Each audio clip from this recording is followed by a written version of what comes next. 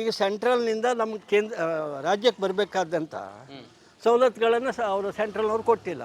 ಇವ್ರು ಯಾಕೆ ಫೈಟ್ ಮಾಡಿಲ್ಲ? ಅದೇ ಇವ್ರಿಗೆ ಯಾರಿಗೂ ಯೋಗ್ಯತೆ ಇಲ್ಲ. ಮೋದಿ ಹೆಸರು ಹೇಳ್ಕೊಂಡು ಇವ್ರು ಆರಿಸಿ ಬರೋದು. ಇವ್ರಿಗೆ ಯೋಗ್ಯತೆ ಇದ್ದರೆ ಇವರೇ ನಾನು ಇಂತಿಂಥ ಕಾರ್ಯಕ್ರಮ ಮಾಡೋಣ, ಹಿಂಗೆ ಅಭಿವೃದ್ಧಿ ಮಾಡೋಣ ಅಂತ ಹೇಳ್ಕೊಂಡು ಆರಿಸಿ ಬರ್ಬೇಕು. ಮೋದಿಗೆ 10 ವರ್ಷ ಅಧಿಕಾರ ಮಾಡ್ದ, ಅವನೇ ಮಾಡ್ಬೇಕು. ಮತ್ತು ಅವ್ರಿಗೆ ಕೊಡಲಿ, ಅವನೇ ಯಾಕೆ ಅಧಿಕಾರ ನಡೆಸ್ಬೇಕು? ಮತ್ತು ಅವ್ರಿಗೆ ಕೊಟ್ಟರೆ ಆಗೋದಿಲ್ಲ, ಅವನಕ್ಕಿಂತ ಒಳ್ಳೆಯವ್ರು ಬರೋದಿಲ್ವಾ? ಅವರು ಅಯೋಗ್ಯರು. ಶ್ರೀಮಂತರ ಸಾಲ ಯಾರು ಮನ್ನಾ ಮಾಡ್ತಾರೆ? ಅವರು ಅಯೋಗ್ಯರು. ಈಗ ಬಡವರಿಗೆ ಏನು ಸವಲತ್ತು ಕೊಡ್ತಾರೆ ಅವರು ನನ್ನ ದೃಷ್ಟಿಯಿಂದ ಒಳ್ಳೆಯವರು. ಈ ಶ್ರೀಮಂತರಿಗೆ ಏನು ಹೆಲ್ಪ್ ಮಾಡ್ತಾರೆ ಅವರು ಅಯೋಗ್ಯರು.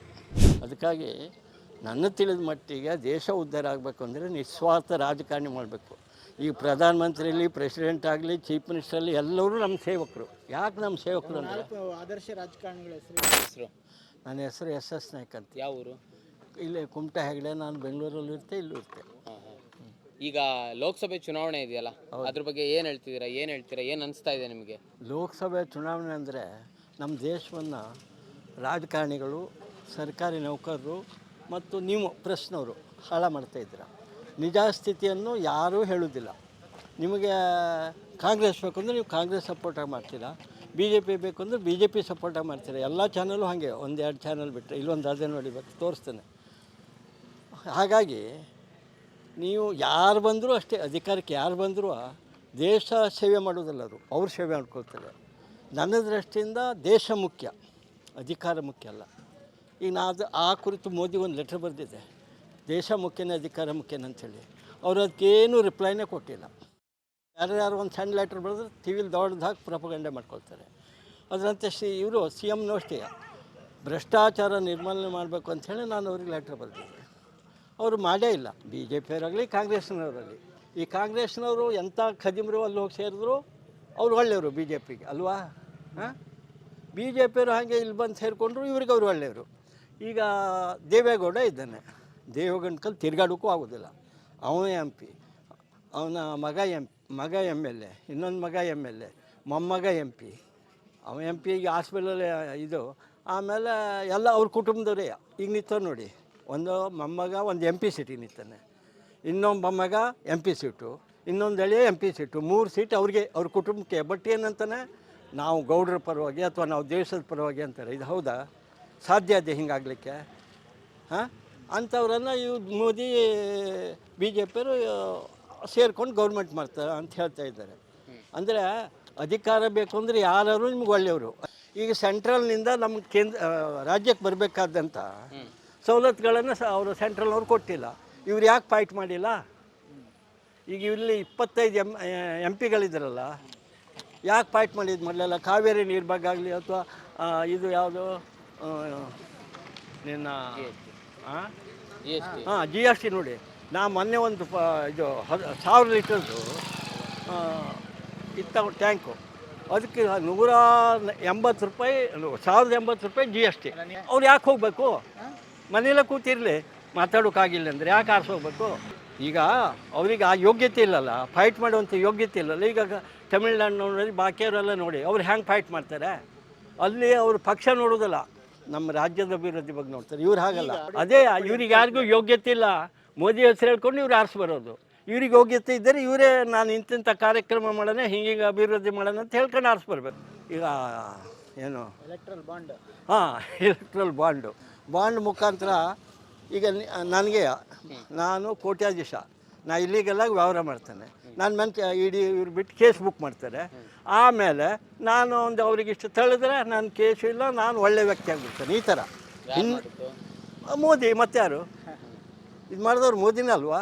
ಹೆಡ್ ಅವನೇ ಅಲ್ವಾ? ಈಗ ಮೋದಿಗೆ 10 ವರ್ಷ ಅಧಿಕಾರ ಮಾಡ್ದ, ಅವನೇ ಮಾಡಬೇಕು. ಮತ್ತು ಅವ್ರಿಗೆ ಕೊಡಲಿ, ಅವನೇ ಯಾಕೆ ಅಧಿಕಾರ ನಡೆಸ್ಬೇಕು? ಮತ್ತು ಅವ್ರಿಗೆ ಕೊಟ್ಟರೆ ಆಗೋದಿಲ್ಲ, ಅವನಕ್ಕಿಂತ ಒಳ್ಳೆಯವ್ರು ಬರೋದಿಲ್ವಾ? ಮೋದಿಗೆ ಅಧಿಕಾರ ಬೇಕು. ದೇಶ ಹೇಗಾದರೂ ಅಡ್ಡಲ್ಲ, ತಾನು ಒಬ್ಬ ಗಣ್ಯ ವ್ಯಕ್ತಿ ಅಂತ ಅನ್ನೋದು ಬಿಟ್ಟರೆ ಅವನ ಪ್ರೋಗ್ರಾಮ್ನಲ್ಲಿ ಯಾವುದು ನಾನು ಇದೇನು ವಿಮಾನ ನಿಲ್ದಾಣ ಮಾಡೋಣ, ಇದು ನ್ಯಾಷನಲ್ ಹೈವೇ ಮಾಡೋಣ, ಮತ್ತು ಕೆಲವು ಹೇಳ್ತಾರೆ ವಿಮಾನ ನಿಲ್ದಾಣ ಯೂಸ್ ಮಾಡೋರು ನೀವು ಮಾಡ್ತೀರಾ? ನಾ ಮಾಡ್ತೇನೆ. ದೊಡ್ಡ ಗಣ್ಯ ವ್ಯಕ್ತಿಗಳಿಗೆ ಅವನಿಂದ ಬೆನಿಫಿಟ್ ಆಗೋದೆಲ್ಲ ಗಣ್ಯ ವ್ಯಕ್ತಿಗಳಿಗೆ, ಬಡವರಿಗಲ್ಲ. ನಿಜವಾದ ಇವರಾದರೆ, ದೇಶ ಪ್ರೇಮಿಗಳಾದರೆ ಅವರು ಸ್ವಂತ ತನ್ನ ಮಗ ಮಕ್ಕಳು ಅವರು ಇವ್ರು ಬಿಟ್ಟು ದೇಶಾಭಿಮಾನಕ್ಕೆ ದೇಶದ ಅಭಿವೃದ್ಧಿ ಬಗ್ಗೆ ಹೋರಾಡಬೇಕು. ಈಗ ನೋಡಿ, ಇಲ್ಲಿ ಒಂದು ರಸ್ತೆ ಬೇಕಪ್ಪ, ಇಲ್ಲಿ ಮಾಡೋದಲ್ಲ, ಬ್ಯಾಡ್ದಲ್ಲಿ ಮಾಡ್ಕೊತಾರೆ. ಅವ್ರಿಗೆ ಯಾರು ಸಪೋರ್ಟ್ ಮಾಡ್ತಾರೆ ಅಥವಾ ಅವ್ರಿಗೆ ಯಾರು ಅನುಕೂಲ ಇದೆ ಅಂಥವ್ರಿಗೆ ಅಷ್ಟೇ ಮಾಡ್ತಾರೆ, ಅದಾಗಬಾರ್ದು. ಅವರು ಅಯೋಗ್ಯರು. ಶ್ರೀಮಂತರ ಸಾಲ ಯಾರು ಮನ್ನಾ ಮಾಡ್ತಾರೆ ಅವರು ಅಯೋಗ್ಯರು. ಈಗ ಬಡವರಿಗೆ ಏನು ಸವಲತ್ತು ಕೊಡ್ತಾರೆ ಅವರು ನನ್ನ ದೃಷ್ಟಿಯಿಂದ ಒಳ್ಳೆಯವರು. ಈ ಶ್ರೀಮಂತರಿಗೆ ಏನು ಹೆಲ್ಪ್ ಮಾಡ್ತಾರೆ ಅವರು ಅಯೋಗ್ಯರು. ಅವರಷ್ಟೇ ಬೆಳೆಯೋದು. ಈಗ ಇನ್ನೊಂದು 10 ವರ್ಷ ಹೋದರೆ ಇಡೀ ಇಂಡಿಯಾನೇ ಅವ್ರದ್ದಾಗ್ತದೆ. ಉಳಿದವ್ರು ಯಾರೂ ಇಲ್ಲ, ನಾವೆಲ್ಲ ಲೆಕ್ಕಕ್ಕೆ ಇಲ್ಲ. ಯಾರ್ದಾಗ್ತದೆ? ಏನು ಈ ದೊಡ್ಡ ಇವರಿದ್ದಾರಲ್ಲ, ಅಂಬಾನಿ ಇವರೆಲ್ಲ ಇದ್ದಾರಲ್ಲ, ಪೂರ್ತಿ ಸಂಪತ್ತು ಅವ್ರ ಕೈಲಿ ಇದ್ದಾಗ ಆ ದೇಶನೇ ಅವ್ರದ್ದಾಗಿರೋದಿಲ್ವಾ? ಹಾಂ, ಕೊಡೋಣ ಬಿಡಿ, ಅವ್ರು ನಡ್ಸ್ಕೊಂಡು ಹೋಗ್ತಾರೆ. ಏನು ನಡೆಸ್ತಾರೆ?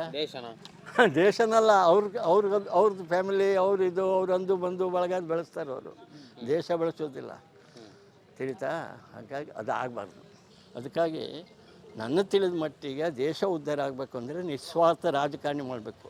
ಈಗ ಪ್ರಧಾನಮಂತ್ರಿಯಲ್ಲಿ, ಪ್ರೆಸಿಡೆಂಟ್ ಆಗಲಿ, ಚೀಫ್ ಮಿನಿಸ್ಟ್ರಲ್ಲಿ ಎಲ್ಲರೂ ನಮ್ಮ ಸೇವಕರು. ಯಾಕೆ ನಮ್ಮ ಸೇವಕರು ಅಂದರೆ, ಆದರ್ಶ ರಾಜಕಾರಣಿಗಳ ಹೆಸರು ಹೇಳಿ.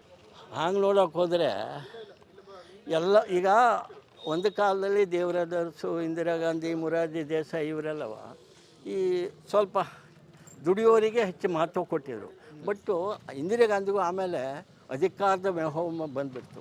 ಈಗ ನೋಡಿ, ನೀವು ಪಾಪ ಈಗ ನಿಮಗೆ ಇದು ಕೊಟ್ಟರೆ, ನೀವು ಯಾರ್ಯಾರಿಗೂ ಏನೋ ಮೋಸ ಮಾಡಿ ನೀವು ರೊಕ್ಕ ತಿಂದರೆ ನನ್ನ ಕಣ್ಣು ಕಟ್ಬೋದು, ಆ ದೇವ್ರ ಕಣ್ಣು ಕಟ್ಟಲಿಕ್ಕೆ ಸಾಧ್ಯ ಇಲ್ಲ. ಅದರ ಪಾಪ ನೀವು ಅನುಭವಿಸ್ಲೇಬೇಕಾಗ್ತದೆ. ಯಾರೇ ಆಗಲಿ, ನಾನಾಗಲಿ, ನೀವಾಗಲಿ, ಯಾರೇ ಆಗಲಿ. ಈಗ ನಾನು ನಡೀತದೆ ಅಂಥೇಳಿ ನಾನು ಏನಾದ್ರು ಮಾಡೋಕ್ಕೆ ಹೋದರೆ ನಡೀತದೆ, ತಾತ್ಕಾಲಿಕ. ಅದು ಆ ದೇವರು ಅನ್ನೋನು ಇರ್ತಾನೆ.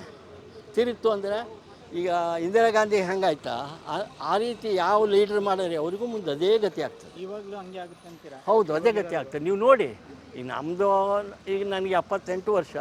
ನಾನು ಇನ್ನು ಎಷ್ಟು ವರ್ಷ ದೇವರು ನನಗೆ ಎಷ್ಟು ಆಯುಷ್ಯ ಕೊಡ್ತಾನೆ ಅಷ್ಟು ವರ್ಷ ನಾನು ಬದುಕಿರ್ತಾನೆ. ನೀವು ಈ ಹೇಳಿದ್ದು ಹೌದಾ ಅಲ್ಲ ಅನ್ನೋದು ನೋಡಿ. ಈಗ ನೀವೇ ಪಾಪ ಮಾಡಿದ್ರೆ ಅದರ ಪಾಪ ನೀವೇ ಅನುಭವಿಸ್ಬೇಕು. ನಾ ಮಾಡಿದ್ರೆ ನಾನೇ ಅನುಭವಿಸ್ಬೇಕು. ಮೋದಿಯವರು ಅನುಭವಿಸ್ತಾರೆ ಅಂತೀರಾ? ನೋಡಬೇಕು, ನಾ ಹೇಳಲಿಕ್ಕೆ ಸಾಧ್ಯ ಅಲ್ಲ. ಅದು ಆ ದೇವ್ರಿಗೆ ಗೊತ್ತು, ಅವ್ರು ಪಾಪ ಮಾಡೋರೇ ಇಲ್ವೋ ನಂಗೆ ಗೊತ್ತಿಲ್ಲ. ಬಟ್ಟು ಅವರಿಗೆ ಅಧಿಕಾರ ಮುಖ್ಯ. ಯಾರಿಗೆ? ಮೋದಿಗೆ. ಮಾತಿನಲ್ಲಿ ಮಾತಿನಲ್ಲಿ ಚತುರ, ಯಾವ ಟೈಮಿಗೆ ಹೆಂಗೆ ಮಾತಾಡಬೇಕು ಅದೆಲ್ಲ ಅವನಿಗೆ ಗೊತ್ತದೆ. ಬಟ್ ಅವರಿಗೆ ಅಧಿಕಾರ ಮುಖ್ಯ, ದೇಶ ಮುಖ್ಯ ಅಲ್ಲ. ನನ್ನ ದೃಷ್ಟಿಯಿಂದ ಈಗ ನಮ್ಮ ಕರ್ನಾಟಕದಲ್ಲಿ ಗೌಡರು, ಲಿಂಗಾಯತರು ಅವರು ತಾವೇ ಇದು ಅಂತ ಹೇಳ್ಕೊಂಡು ಮೆರೀತಾ ಇದ್ದಾರೆ. ಈಗ ಎಲ್ಲ ಹಿಂದುಳಿದ ವರ್ಗದವ್ರು ಒಂದಾದರೆ ಗೌಡರು, ಲಿಂಗಾಯತರು ಯಾರೂ ಏನು ಮಾಡಲಿಕ್ಕೆ ಸಾಧ್ಯ ಇಲ್ಲ, ತಿಳಿತಾ? ಇವರು ಕಳ್ಳರು, ಎಲ್ಲಿ ಸಿಗ್ತದೆ ಅಲ್ಲಿ ನಿಕ್ಕಕ್ಕೆ ಹೋಗ್ತಾರೆ. ಯಾರು? ಹಿಂದುಳಿದವರು ಎಲ್ಲರೂ ಬಂತು. ನೀವು ಹಿಂದುಳಿದವರ ಅಥವಾ ಏನು ಗೊತ್ತಿಲ್ಲ, ಎಲ್ಲರೂ ಬಂತು. ಎಷ್ಟು ಹೇಳಿದ್ರು ಅಷ್ಟೇ. ನಮ್ಮ ದೇಶದ ಬಗ್ಗೆ ನೀವು ಎಷ್ಟೇ ಹೇಳಿ ಏನೂ ಪ್ರಯೋಜನ ಇಲ್ಲ. ನಮ್ಮ ದೇಶ ಹಾಳು ಮಾಡ್ತಾ ಇರುವವರು ರಾಜಕಾರಣಿಗಳು, ಗೌರ್ಮೆಂಟ್ ಸರ್ವೆಂಟ್ರು ಮತ್ತು ನೀವುಗಳು, ಮೀಡಿಯಾದವರು. ನೀವು ಎಲ್ಲರೂ ಅಂತಲ್ಲ, ಕೆಲವರು. ಈಗ ನಿಮಗೆ ಇಲ್ಲಿ ಮೀಡಿಯಾದೊಂದು ತೋರಿಸ್ಬೇಕಾ? ಯಾವ ಮೀಡಿಯಾ? ಅದು ಯಾರೋ ಒಬ್ರು ಇದ್ದಾರೆ, ಹೇಳ. ಹಾಂ, ನೋಡಿ, ವಿಜಯಲಕ್ಷ್ಮಿ. ಹಾಂ, ಹೇಳಿ.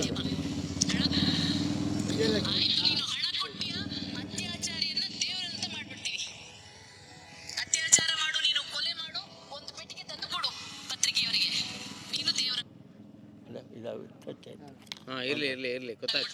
ಹೇಳಿ ಅದ್ರ ಬಗ್ಗೆ. ಅಲ್ಲ, ಈ ಥರ ಇರಬೇಕು ಅಂತ ನಾನು ಹೇಳೋದು, ತಿಳಿತಾ? ಹಾಗೆ ಇರಬೇಕು.